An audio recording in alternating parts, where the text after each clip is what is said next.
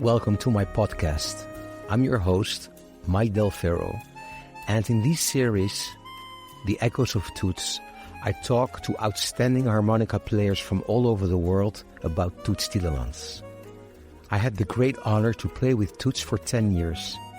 He passed away in 2016, and in the last years I've been doing a Toots tribute all over the world with many harmonica players.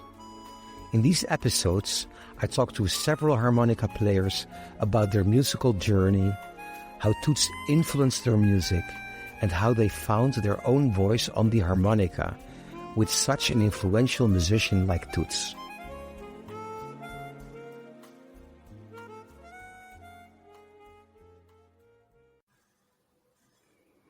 I'm here with Hendrik Meurkens, wonderful harmonica player. He is originally from Germany, but he has been living in New York for a long time. We kind of knew each other like from the music scene. We knew each other's names, of course, all related to Toots. But then last year we played a beautiful concert in Hong Kong, and then we really connected. And I'm very happy to have you on the show. Thank you, Hendrik, for being here.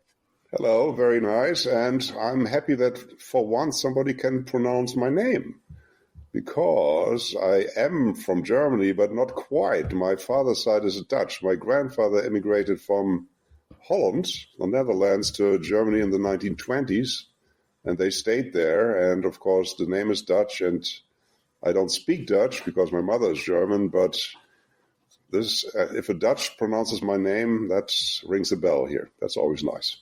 Meurkens. Meurkens, yes. Meurkens, yeah, That's Dutch right. native, yeah, as a Dutch native speaker, yeah.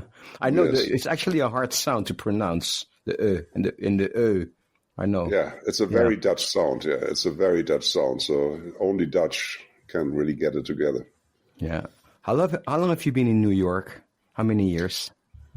Well, we emigrated to the States in 92. That makes it 32 years now. But I also went to Berkeley before, Berkeley College, not Berkeley, California, but Berkeley College in Boston in the late 70s for 3 years, 77 till 80. Then I came back to Germany. Then I went to Brazil, then back to Germany. And then in 92, my wife and myself, we finally made it over here. And yes, since then we are here, citizens and all that, all the good stuff.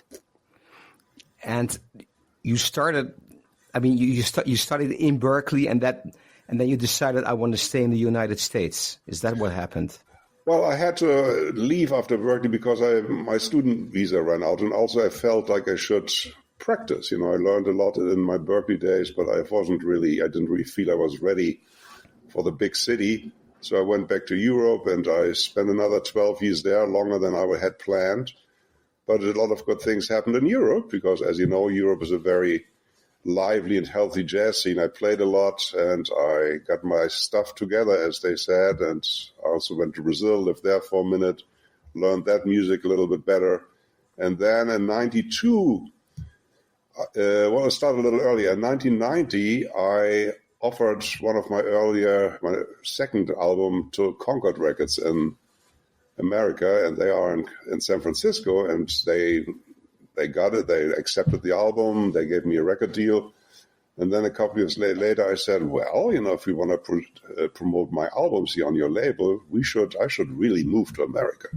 So I talked them into getting me an artist visa.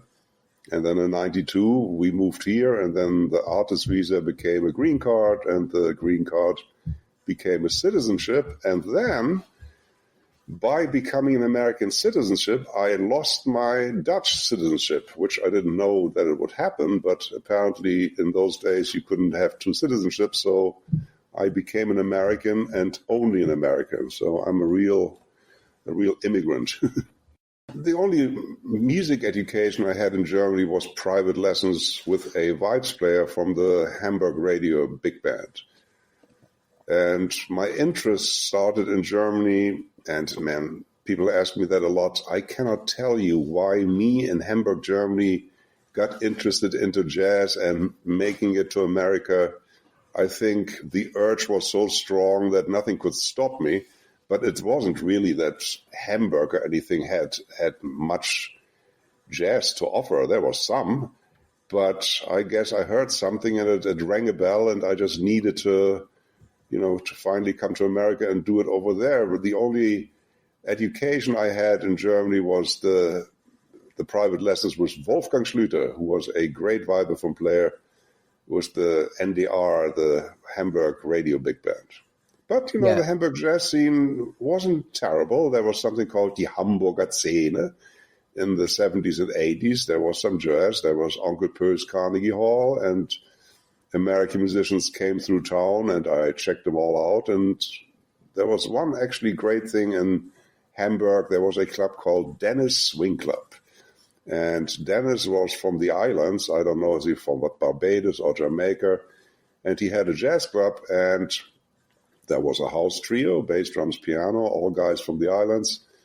And that was jazz. And every time American jazz musicians came through Hamburg, Dennis invited them to their club, and they came to the club, and they sat in. And so I got to hear a lot of great stuff. Sometimes I jammed with them. So that even made my urge to come to America even bigger. I really always wanted to come here because I always thought, it's American music, you got to go there. Yeah. But a little rewind here. You started out as a vibraphone player in Germany.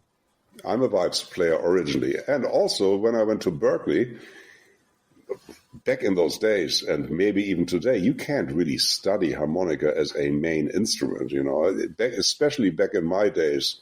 All the harmonica players of my generation are all self-taught, starting with Toots. There are no lessons. That is a real loner's instrument. You got to figure it out yourself. Today, yes, there are options here and there, and then the colleges and universities are much more open to, you can study maybe with a saxophone player, but still play harmonica. But back in the day, that wasn't possible. And Berkeley was the only school in the late 70s that offered vibraphone as a major. All the other schools, you had to be a percussionist or a drummer. I'm not a percussionist. I'm not a drummer. I'm a vibes player. So I went to Berkeley to study vibes. And then privately and secretly, because I wasn't good enough at that yet, I practiced my harmonica. Yeah. But how did you discover the harmonica? Well, there's one name, Toots Thielemans. I heard Toots, and Toots that did it. Toots Thielemans.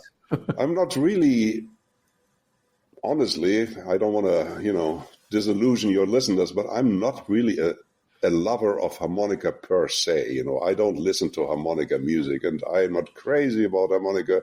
And maybe I don't even like harmonica, except what Toots does. Toots had something, he found that one thing that the instrument can do that is so strong and so wonderful and so magical that I just had to do it, and that I just wanted to play the instrument. But before Toots, and even after Toots, I'm not really, listening to any harmonica. It's not really, I'm a jazz guy. I listen to saxophone, Dexter Gordon, Sonny Clark, whatever, you name it, all these dudes, and Toots. But when we played in Hong Kong a while ago, I certainly didn't have the impression that you didn't like the harmonica. Well, that's actually not right. I do not like the harmonica, but I would not have picked the instrument if it wasn't for Toots. I'm not convinced that the harmonica is a great jazz instrument until Toots proved me wrong. It's really Toots, definitely, even to this day.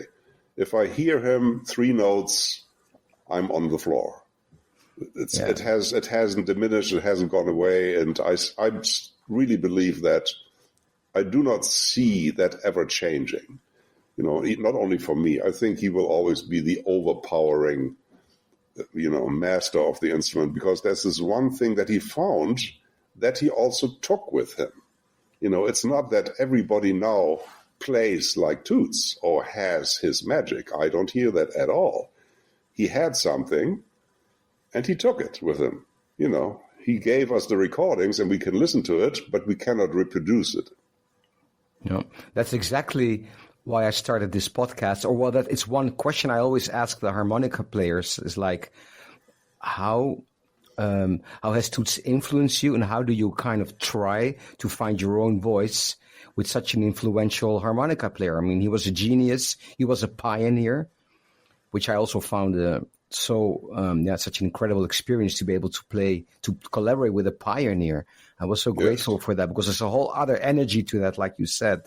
But I mean, I'm already kind of asking you the last question I usually ask in this podcast. But how did you find your own voice on the harmonica, being so influenced by Toots? I don't care about that. I think you cannot force it and you cannot look for it.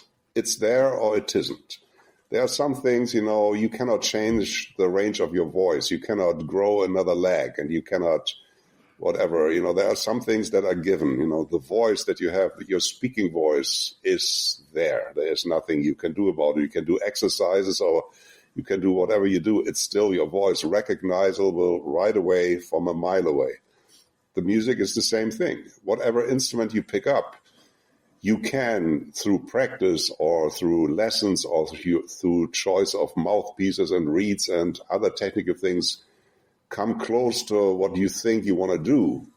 But there is something given that is just there. And I never worried about finding my own voice, because I always had it. Not because I'm a genius, because everybody has it.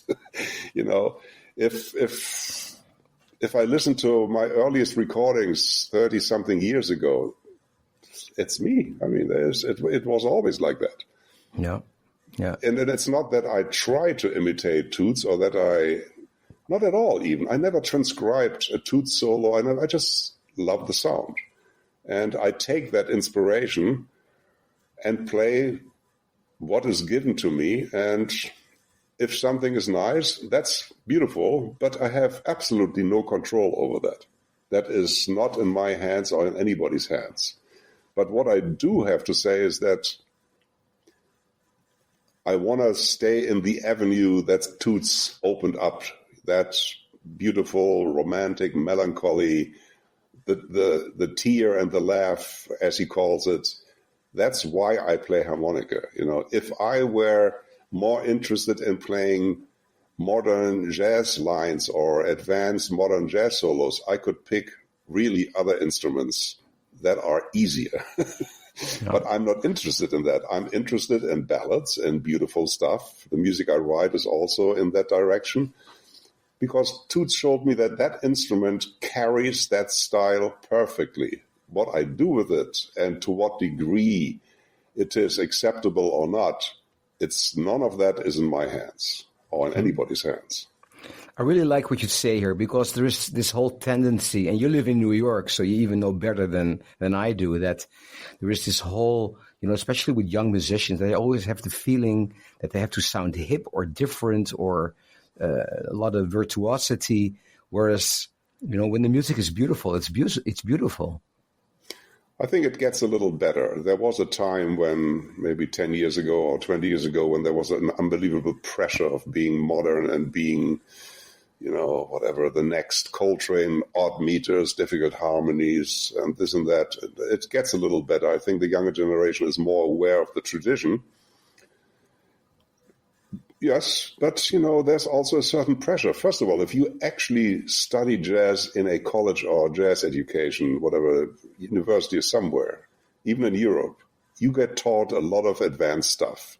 And once you are comfortable playing in odd meters, and once you are comfortable playing over advanced harmony, you will probably do that. You will probably use that in some way. And if something else gets lost in there, that is too bad. But that's everybody's decision, whatever they want to do. I mean, I'm too old for that game. I mean, I already found my sound 30 years ago. I just do what I just do. Also, I can't really change the things. I'm not good at the very modern stuff. I can probably survive it if I have to, but I would never be comfortable. But I'm comfortable playing a ballad. Yeah, and should you? I mean, as long as you feel great playing and play the stuff you like to play, there's no need to challenge yourself or make yourself unhappy by playing stuff you don't really like. Yeah. And also, we also, you know Toots very well. I knew him a little bit. Toots was a great communicator. He was there to play for the people. He was sitting there on his bar stool, looking around the audience, getting the vibe. Do they like it? Do they not like it? He was there to please the audience, which some people think is a bad thing or selling out. I think it's the idea of jazz, to entertain people. That is my understanding of jazz, because that's how it started. 100-something years ago in New Orleans, it was entertainment in the bars and whorehouses and whatever else for people. And it then, 50 years later, it turned into an art form and went into the concert halls. That's all nice and that's all good. But it's still music for the people. So if I play something beautiful, you know, if it's beautiful, a ballad or bossa nova, I know right away, I can feel that the audience responds. The audience, the other musicians is another story. You either play for your peers, for other musicians, or you play for the audience. And if you play for the audience, you got to give the audience a chance to like it. Rio de Janeiro, I read that you also spent some time there in Brazilian music. Yes.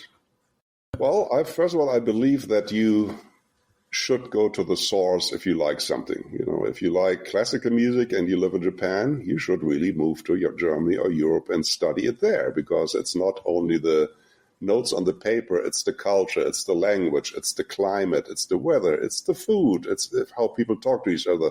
This all is part of the music. So that's why I came to America, but that's also why I went to Brazil. You know, I love the music, and if you live with the people, and back in the day when I was in Rio, I really didn't speak much Portuguese. I just kind of had to survive with my basic Portuguese, but you get a vibe, how people live and all that, and it explains the music so much better than anything else.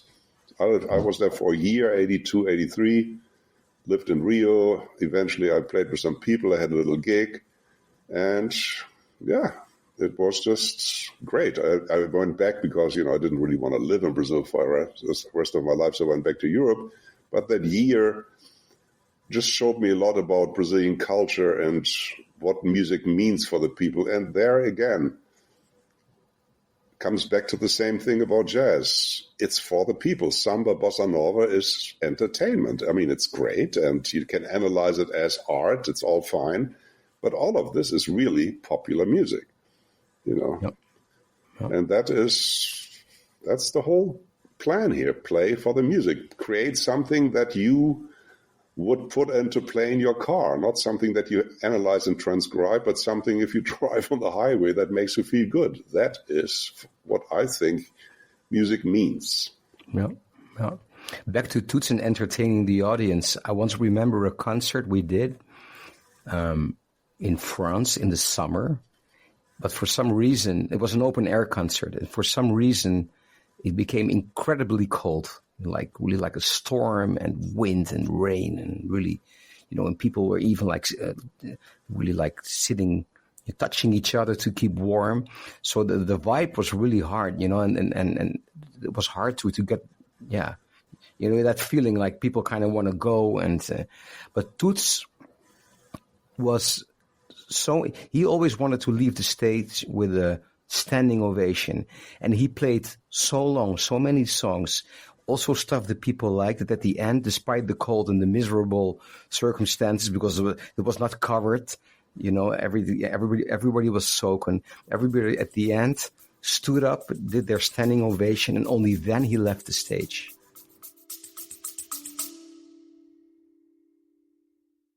Thank you for listening. If you enjoy my podcast, then please subscribe, leave a rating and a review. Please visit my website, mikedelferro.com, where you also will find links to my other podcast, Self-Management for Musicians. You will also find links to my music and my socials. And of course, please share this podcast with anyone interested. Nothing beats the word of mouth. Thank you. Yeah, well, that's the pride of entertainers, you know. That is That's what we do. You just want to please the audience, because Toots lived in America, and he grew up in this show business. It's a tough business, and in Europe, concerts are subsidized by the government. In this country, you either fill the club or you don't, and then you have a job or you don't. Very simple, very simple. It's just how it works. And he played with George Shearing and with other great leaders, and he studied how it works that people actually respond to you. Plus, he had the great gift, but he respected and he understood the system, how this works, and he perfected it. And then he had, whatever he had is this wonderful gift of entertaining people, and he became an absolute master entertainer.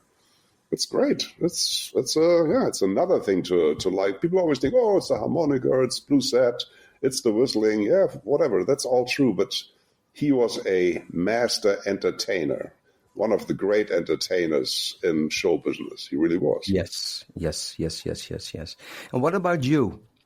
I mean, there's a huge difference between like Europe, which is maybe, well, I remember when we were in Hong Kong, you said America is really, it's all about business, also in the music. So how have you established your career there? It's just by playing a lot, or were you also forced to have other job or teaching? No, I play, but I'm also teaching, obviously, as everybody does. And between teaching and playing, that's what I do. But, it's business or capitalism. I don't say that negative. It's just the system. I actually like the idea because it brings out the best in people, because if it's not the best, you're not working.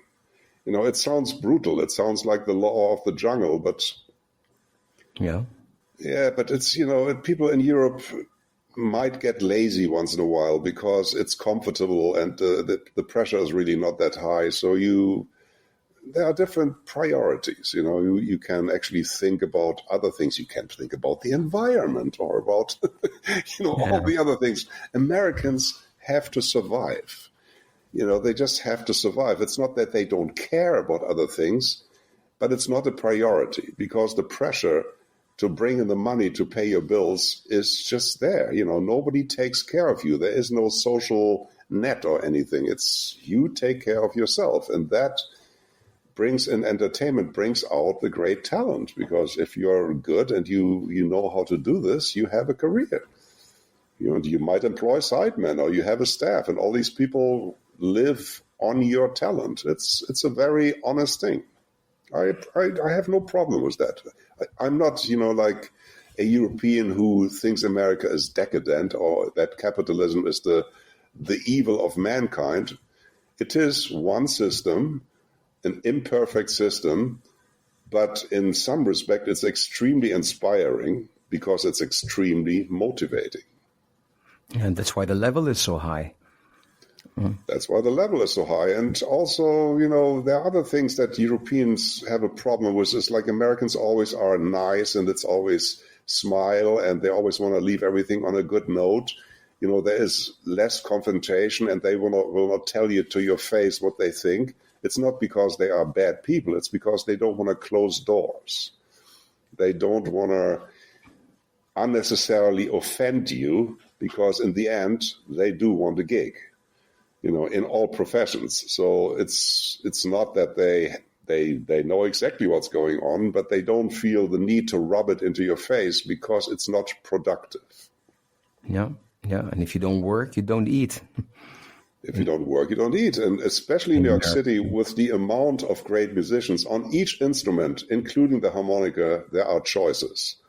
And you have to not only be a good musician, you also have to be agreeable as a person. You can't create problems. You have to be professional and pleasant, or at least create a constructive ambience for others to work in. If you are a troublemaker, if you are difficult, they just call somebody else. Very simple. And I do accept, and I like this. It's not only do you have to work on your craft, you have to also work on dealing with people. That's part of capitalism, funny enough. Yeah. I also have a podcast about music business and self-management for musicians. And one of my topics is always a career in music is 200%. It's 100% playing great, and the other 100% is mentality. Yes, absolutely. Totally. Actually, Toots once said, if a great musician does not work, it's most likely because of a mentality problem. Yeah, personality. Absolutely. Yeah, yes. or a personality or a mentality problem. Yeah. Yes. Yeah, of course. I agree. I mean, there's by now, with all the jazz education and the internet and the availability of information, there are so many great musicians on all instruments in all corners of the world. You can go to the last corner of the world and find a good rhythm section. But yet, the ones that are actually working are the ones that you want to work with for several reasons. That was the musicality, but the quality is almost a given by now. It seems like the other part is becoming more important because you do have choices. I remember back 30 years ago in Europe, if you wanted to play a certain style, the bass player would live in Munich and the drummer would live in Berlin and the piano player would live in Hamburg, because for certain things, there just were no big choices. So you had to deal with what you had. And then, you could also afford to be a little bit difficult because they needed you. That has changed.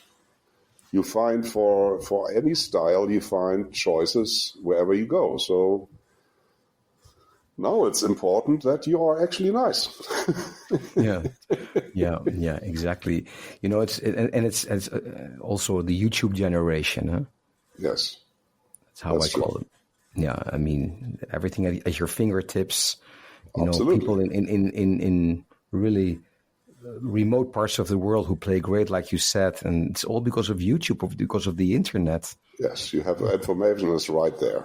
And then there's, of course, the backfiring side is that everything you do is also on the internet, the good and the bad. Somebody might put something up and you didn't have your best night, and there you go. I mean, if you look back to the classic guys, Benny Goodman, Louis Armstrong, Charlie Parker. Well, Charlie Parker, there are some bootlegs, but basically these guys went into the studio and you hear the good takes, not the bad takes. They could edit their output because there was nobody with an iPhone tracking them down the street. Today, every note you play is public.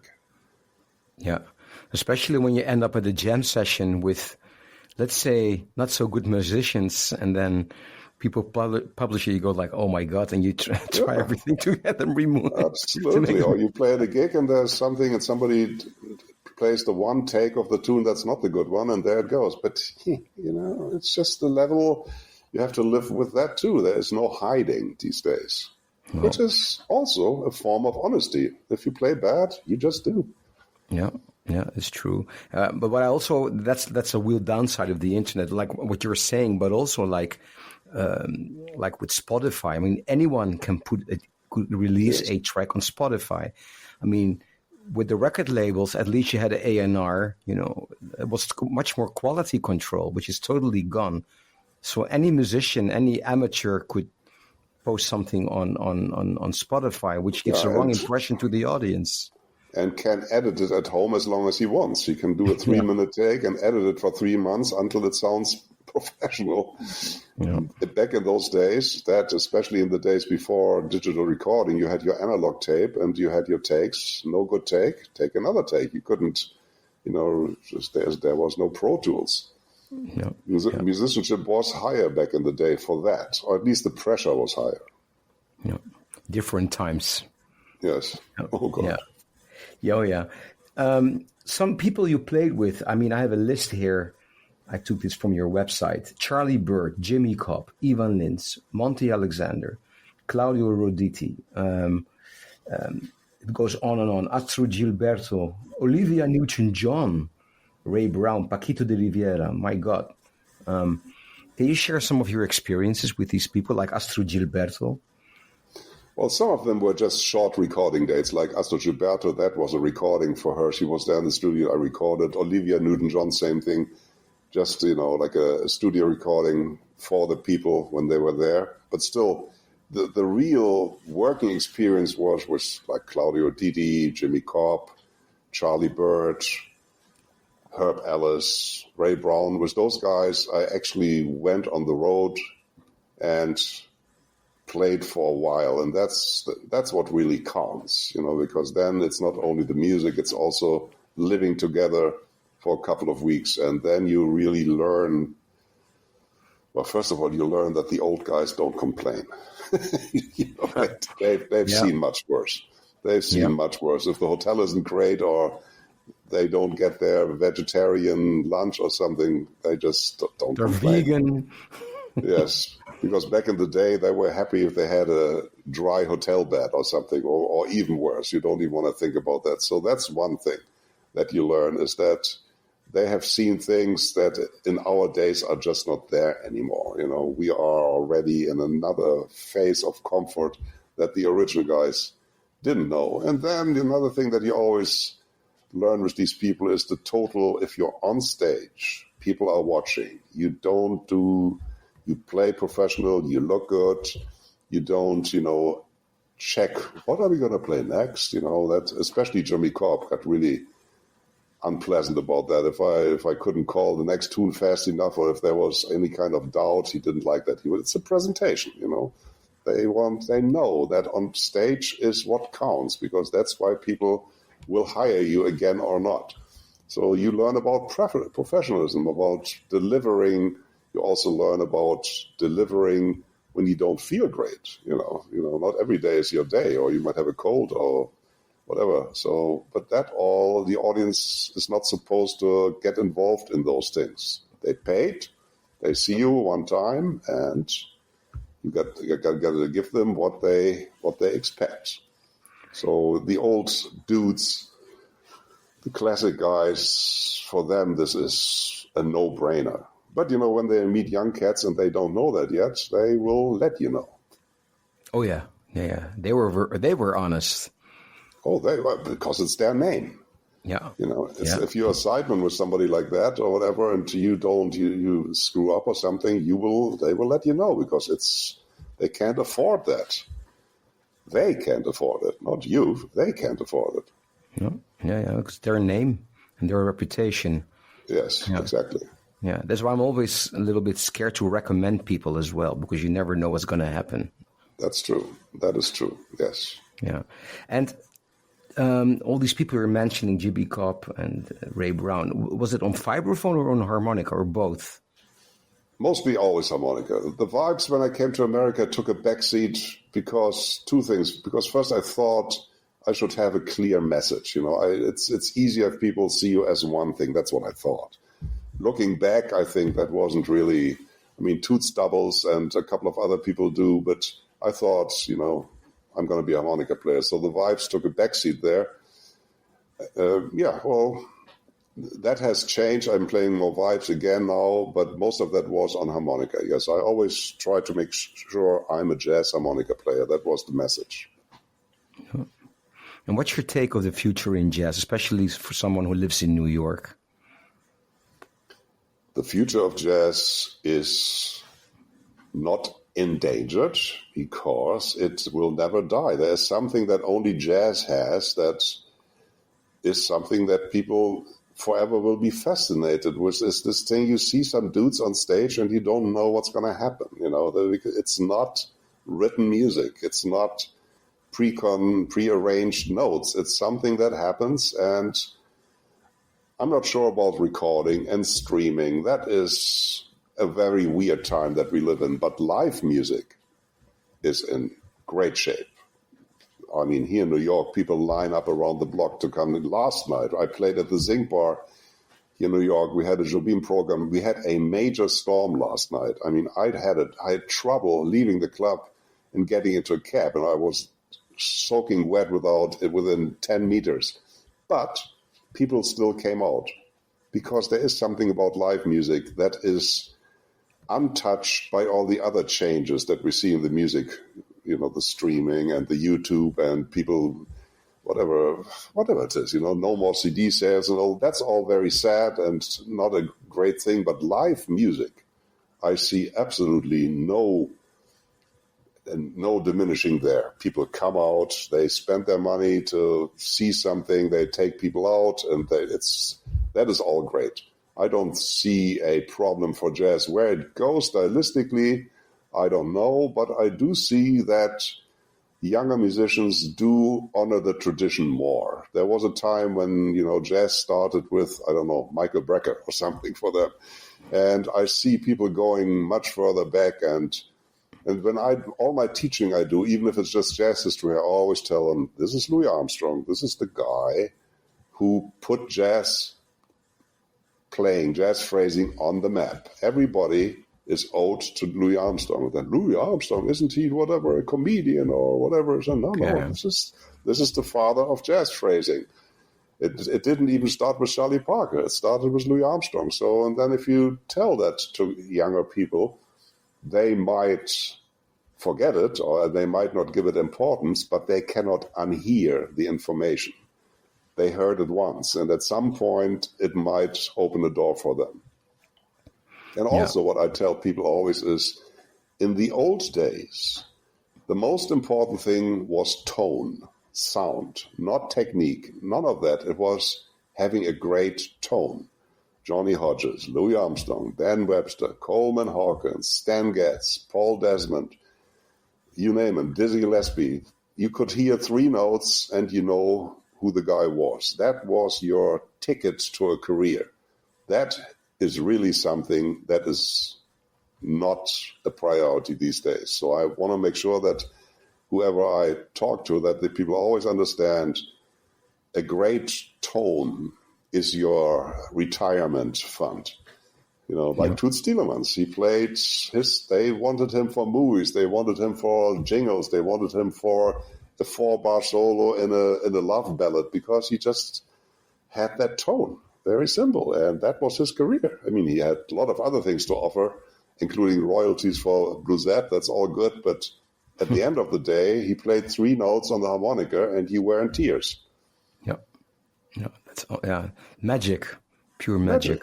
Magic and unexplicable, not reproducible, gone, but that was him. I always try to get across to students that they should listen to the real old. What's old, but like not only Louis Armstrong. When you talk about pianists, like with all respect, but you have students that they talk about Robert Glasper, and you have, of course, all great. But I go like, man, listen to James P. Johnson, listen to Fats Waller, to Art Tatum. That's hard. It's hard to open the door for them because they think it's dated. They think it's corny. They think it's old. Me too. It took me a while to understand all this. But that's what teachers do. They lay out the information and then hope that something sticks. But Robert Glasper started not listening to Robert Glasper. He listened to somebody decades before him. All these great guys started somewhere else. You take what you like and make your own thing out of it. But the information started 100-something years ago. It's very important. Thank you so much, Hendrik, for this wonderful conversation. Yes. I'm going to put the link to your website in the show notes so people can find you and follow you, listen to your music, and maybe when they're in New York, come to one of your gigs or wherever you play. Do you tour all around America? Or you're all America over the world, is not right? really it's so much a touring country because there are clubs in the big cities. It's not like Europe or especially Germany where you can just play one-nighters for weeks. America is different organized. There's a club in Boston. There's, of course, New York has lots, but usually in the big cities there are a couple of places. I play, but I wouldn't call it touring. Touring I do in Europe or somewhere else where the landscape is different. In this country, it's more like you play here, then you come back, and then you have a long weekend there, and you come back. Yeah, those days where you sit on the bus and go through the southeast of America, not for a jazz harmonica player. That's big band stuff. Yeah. But you are playing around, and that's good for people to experience. So I'm playing, especially in New York, definitely, yes. Yeah, wonderful, wonderful. Yeah, I'll put the links in the show notes and check this man out, Hendrik Meurkens. Thank you so much. Thank you. Bye-bye. Bye-bye. Thank you for listening. If you enjoy my podcast, then please subscribe, leave a rating and a review. Please visit my website, mikedelferro.com, where you also will find links to my other podcast, Self-Management for Musicians. You will also find links to my music and my socials. And of course, please share this podcast with anyone interested. Nothing beats the word of mouth. Thank you.